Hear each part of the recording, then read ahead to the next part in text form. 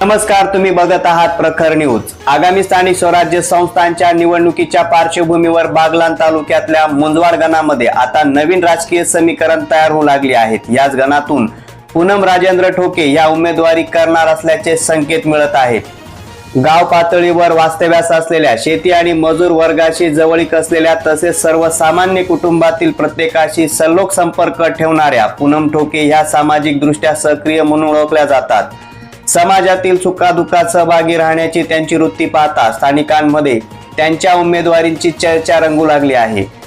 ग्राम पातळीवरील महिला नेतृत्वाला चालना मिळावी आणि जनतेच्या प्रश्नावर प्रत्यक्ष कृती करणारं प्रतिनिधित्व मिळावं अशी अपेक्षा नागरिक व्यक्त करीत आहेत। त्यामुळे मुंजवाड गणातील निवडणुकीच्या रणधुमाळीत पूनम राजेंद्र ठोके या नावानं आता विशेष चर्चेला उधाण आलं आहे।